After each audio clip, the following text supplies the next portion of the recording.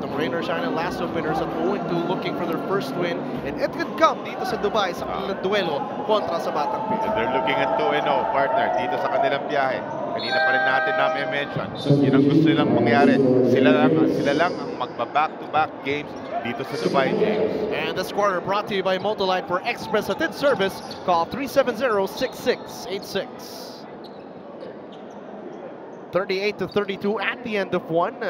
Definitely the defense of the Batang Pia allowed them to keep in step. Samantalang yung Rain or Shine naman, 14 puntos nakuha mula kay Wendell McInnes sa unang yugto. Well, partner, they shot 58% Rain or Shine team in the first quarter as against only the 36% of Global Board. Hence, this lead of Rain or Shine going to the second quarter. And an offensive foul again dito sa Rain or Shine Elasto Painters. Definitely not the way Coach Yeng Yao would have liked to start itong ating second quarter. Isip, now in the game, pops a jumper, gets it to bounce high up and back in. Doing what he does best, partner, 12 to 15 feet, high percentage para dito kay Mark Isip.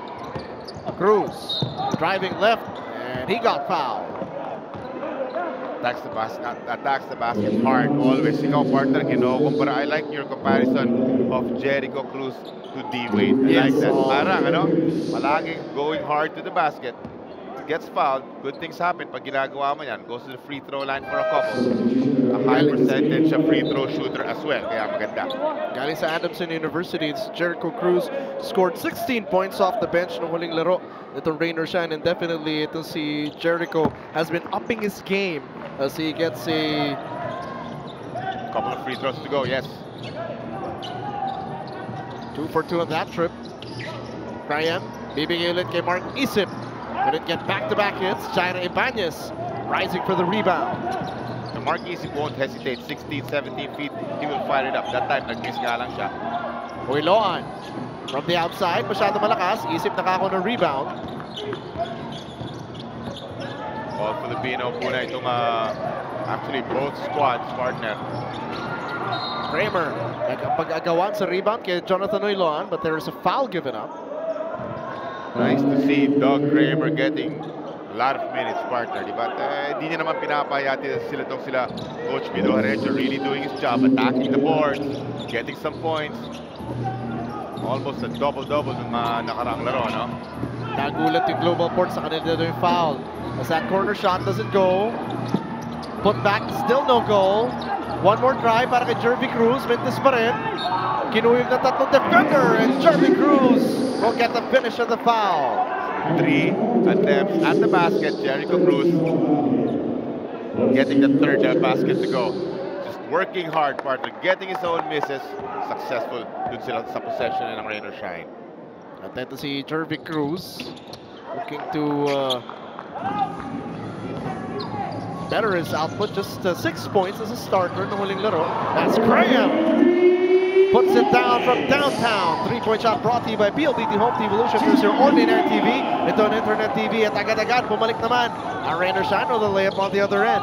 Omar Graham is 2 3-pointers and 1 free throw. I think it was a technical free throw earlier. It's a total of 7 points. Omar Graham. Dito sa ating second quarter, it is Kramer, Semerad, Isip on the floor para sa Batang Pia.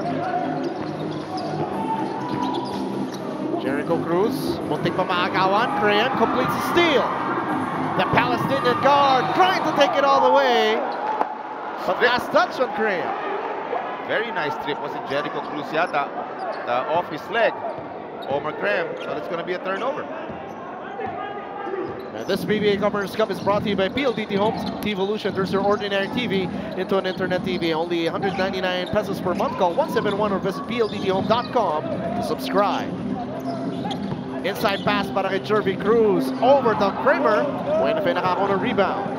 I don't see Jervy Cruz miss a lot of baskets, pero ito pagkapasok niya medyo marami ng misses. Although, getting a basket earlier, no?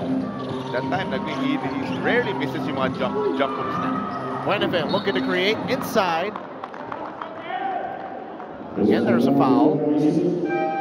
So looking at yung mga super defenders ng Rain or Shine. Talking about Jaira Ibanez.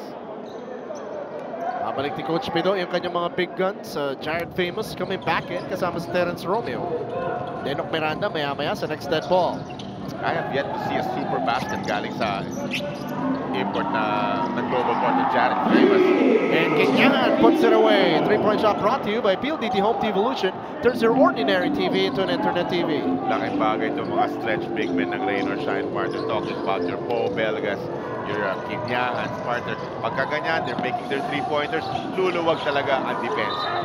Famous. And again, caught dancing to the wrong shoe.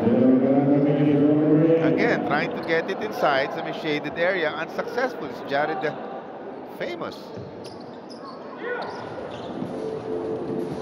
Cruz ang magtatawid para sa Rain or Shine. Oilon will set the play. Bibigyan siya ng screen ni Jervy. Under 9 minutes, natitira sa ating kalawang yugto. Ibanez from the outside. He's been working on that, but too strong that time. Kramer fighting for the rebound, turns it over. And Jericho Cruz will lay it in. Just a lapse na time galing dito kay Doug Kramer. So Painters. Partner, para sa akin, itong global port, partner, the locals plus Omar Graham are doing the job offensively. Kulang na kulang yung kanilang import na Jared Famous, partner. Ang dami niyang atake sa basket. Hindi niya ma-shoot eh. Napakababa ng kanyang field goals. I think he's only 5 points in total pa rin. Ano? Itong 7 points is Jared Famous in total. Pero very low field goal shooting percentage para sa kanya. Pwede natin sabihin na baka naninibago sa pagbabalik sa PBA. Tapos dito pa sa Dubai kaagad siya pupunta. And fouled as a challenge sa tira nito si Doug Kramer. Doug has been putting in the work, coming out of nowhere. Makakasungkit ng offensive rebound. Susubok maka-putback. Nakakapingwit ng fouls. Sigurado ako, partner, Doug Kramer, being the smart player that he is, nakikita niya, kulang na kulang din yung kanyang kasamang big man na Famous. So he's trying to work doubly hard to try to get his global port team back at this ball game, down by 12. Turns out to be important free throws para sa kanya. And 2 for 2 on that trip for big Doug Kramer. 100% kailangan asahan yung inside play ni Doug if Global Port wants to keep in step dito sa ating laro. 7:47 remaining dito sa ating kalawang yugto. Because of this 11-point lead para sa Rain or Shine. Wanting luxury itong si Coach Yang na mag-all Filipino kahit kay Jared Famous, diba? Rain or Shine just continues to play good basketball. Kenyan makes him pay with that jumper. Romeo looking to take over. Laban sa rebound.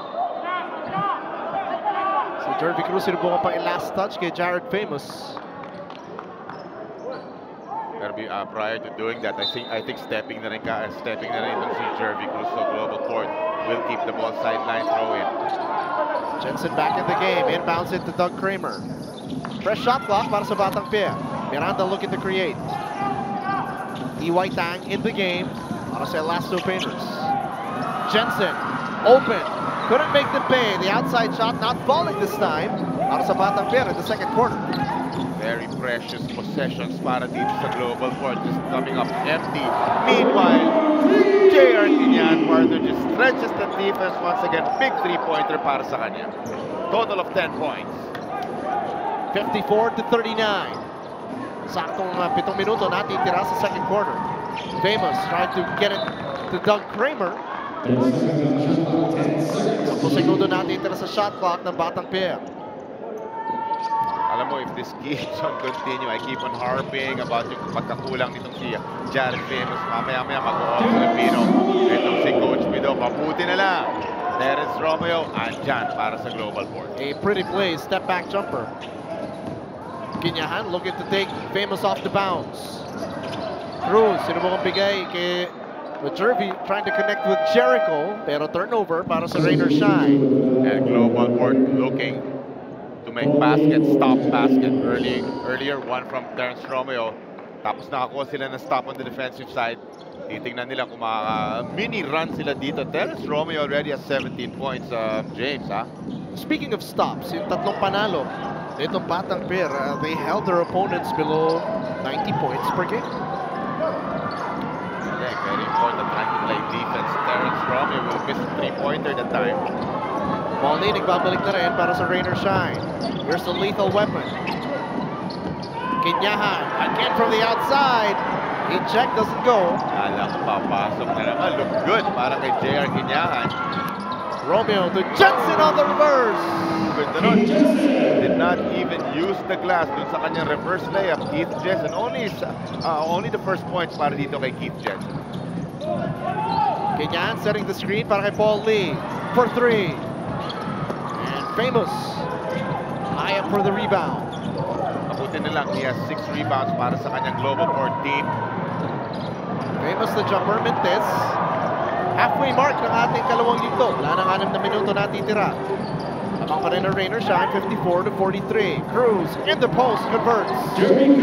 This is typical efficient Jervy Cruz. Nice spin move, 12 feet away from the basket.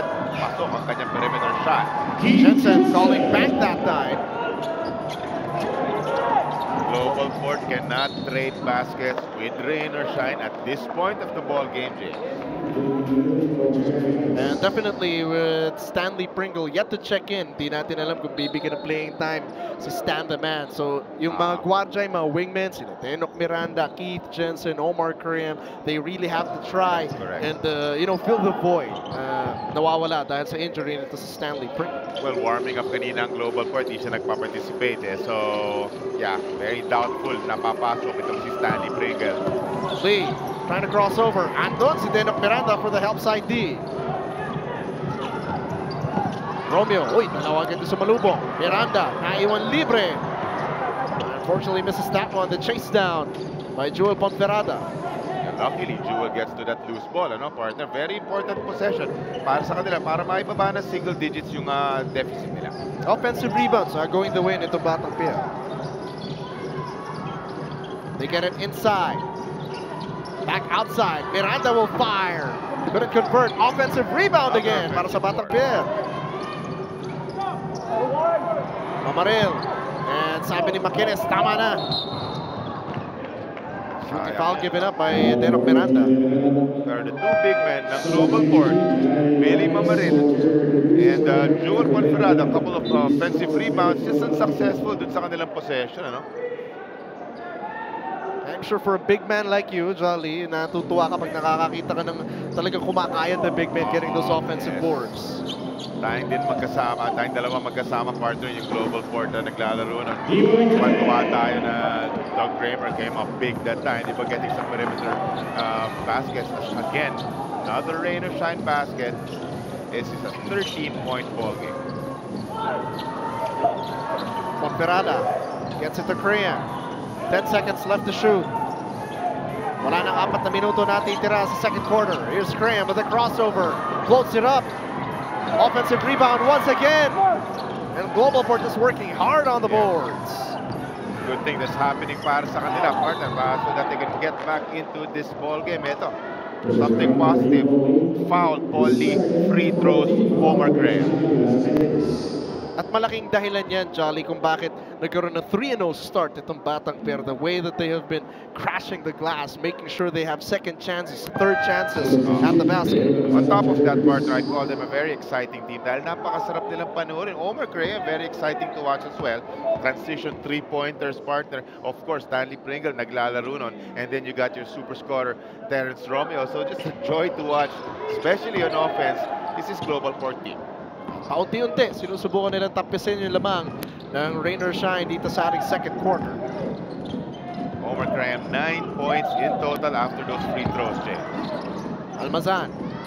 And you can see Wendell McInnes. Lee looking to threat inside. Continuation. So no continuation. Sideline inbound lang para sa Rain or Shine. Coach Yang Giao unhappy with it. Wanting continuation on that play, yung atake nitong si Paul Lee. Yan, meron. Binigay ba? Or because active shooting, I think. Paul Lee will shoot free throws. Didn't get the end one, but we'll get 2 points the other way.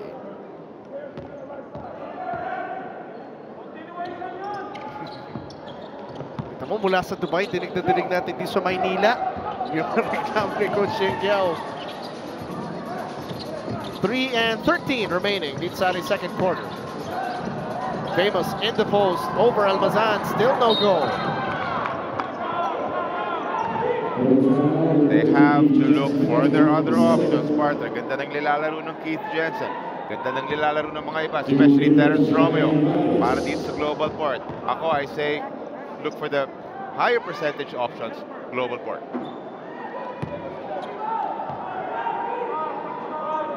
Kanina nga, unti-unti, humahabol na yung Global Port. They were getting those offensive rebounds, scoring from the free throw line. Pero unti-unti, ito namang rain or shine, regaining control of the situation. At tinitingnan ko yung tulakan dun sa rebound play coming off the free throw. No, Wendell McInnes, kaya niya yung tulak eh. Itong si Jared Famous. Graham looking to lose T.Y. Tang. Double dribble violation on Omar Graham. 61-47, lamang pa rin ang rain or shine kontra sa Global Port Batang Pier. 61-47 kontra sa Global Port Batang Pier. Once again, you're watching the PBA Governors Cup po sa Dubai. At lahat ng ating kapatid natutuwa sa lahat ng kanilang napapanood. The taste of home. Pagpunta ng ating PBA dito sa Dubai. Everybody very excited to see their PBA superstars. May Hinebra pa. Turnover para di sa rain or shine. I was about to say na itong rain or shine and their two losses, parang anemic yung performance because usually the rain or shine, they have 5-6 players in double figures. Meron pa mga tigpa 4 points, 6 points. Again, meron ka ng JR Kenyahan na kumakana, Jairo Ibanez, Jericho Cruz, who obviously the Elasto Painters getting everyone in the act. Well, this is an established rain or shine team, partner. But they hate that. They're 0-2. Pinaka sa baba ng standings. Hindi nila gusto yan, partner. Gusto nilang baguhin yan. Dito nila gusto mangyari yan sa Dubai. Almazan looking to take it hard to the rack. It gets fouled hard by Billy Mamaril. Well, early in the ball game, na-mention na rin natin, showing us a couple of errors na kaagad. Ano? So ngayon, gusto niyang bumawi. Raymond Almazan gets his shot blocked. Pero ang ganda ng kanyang atake, going strong to the basket. Pero misses ang kanyang first free throw. Fans of the rain or shine Elasto Painters. Kompleto sa uniform, naka-t-shirt. Oo. A split from the stripe para kay Raymond Almazan. Only his first basket in the ball game. T.Y. Tang, ginugulo ito si Omar Graham. 2 minutes natitira sa ating kalawang yugto. Paul Lee, ayaw naman iwanan si Terence Romeo. Mamaril sets him free with a pick. Romeo couldn't put it away. T.Y. Tang controlling the rebound, pero binigyan ng foul agad ni Omar Graham. Well, kung global board ka, partner, na kanina pinag-uusapan natin dalawa, he has to shoot a higher clip than 35% yung kanyang clip in the past games. Ano? If he does that, ups it to 40 or maybe more, baka makakuha sila ng panalo dito against rain or shine. Commissioner Stroh, of course, PBA Media Bureau Chief Willie Marshall, Mr. Ricky Santos, and PBA Commissioner Attorney Chito Salud. Making sure everything is everything. A minute and 52 remaining dito sa ating first half with 62 points. Rain or shine, taas niyan, partner. Nagtag pa dyan yung mga steal. T.Y. Tang on the break. Almazan strip. Pickpocket job para dito kay Omar Graham. Graham steps into a three. Still no go. Famous. Couldn't control the rebound, pero bola mananatili sa Global Port Batang Pier. Big job to sell that goal. Raymond Almazan. McInnes clanging and banging inside and fishing a foul. Exactly. Always going strong to the basket. Wendell McInnes, good things happen. Pag ginagawa mo yan, gets fouled na naman. Free throws, Wendell McInnes. He's just like a big bull. And he's looking to post and toast his defender. Itong si Wendell McInnes. Malapad ang pangangatawan, partner, so creates a lot of space. And lalo na dyan sa may shaded area. Pero misses yung top half ng kanyang free throws. Doug Kramer is not a small guy, Jolly, pag tinignan mo. Pero mas malaki lang talaga itong si isa. Wendell McInnes. A minute and loose change natitira dito sa ating first half. 64 points on the board para sa rain or shine. Romeo inside, Famous twirls, shoots, Kramer fighting for the rebound. But D.Y. Tang comes away with it. Cross-court pass. Paul Lee for three. Famous taps it out. Makuha ni Omar Graham. Global Port susubukang bumawi. Romeo the drive. And Romeo will fish a foul. Partner Terrence Romeo already 17 points in the ball game. Pero since ganyan na nangyayari kay Jared Famous, he still has to double that effort. Omar Graham also playing also has a nice offensive game. Kailangan pumutok sila, partner. Itong si guy on the free throw line, Omar Graham, the other scorers, Keith Jensen also playing very well as we see a glimpse of Coach Pido Arencio. Romeo immaculate on that trip.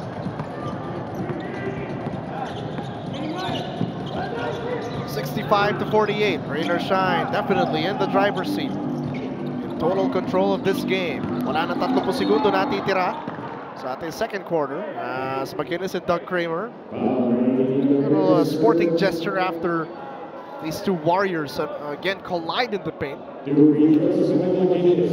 Biggest lead at 18 para dito sa Rain or Shine na ibaba lang ni Terrence Romeo ng Bagya. Pero baka maibalik na naman itong si Wendell McInnes kasi sa free throw area. Buti na lang if you're Global Port, nag-miss siya ng unang free throw niya. They're looking to break this game wide open. Is this Rain or Shine squad, partner? Segundo na lang tayo dito sa ating first half. And I'm sure ito si Coach Yao challenge yung kanyang shock troopers na suportahan yung efforts nito si Wendell McInnes, ni Paul Lee, Jericho Cruz, one of the guys off the bench. Timely baskets galing kay Ryan Aranya as well. Few second differential between game and shot clock. 3 seconds left to shoot. Short on that one. And as the seconds die down, 0.4 natitira sa ating second quarter. Just not looking like the Global Port exciting team that I mentioned. Playing very well doon sa Manila. At mukhang iba sila ngayon dito sa Dubai, partner. But it's been business as usual para dito sa Rain or Shine and Lasso Painters, putting up 66 points kontra sa 49 ng Global Port Batang Pera at the end of the first half. More basketball sa aming pababalik na PBA on Sports 5.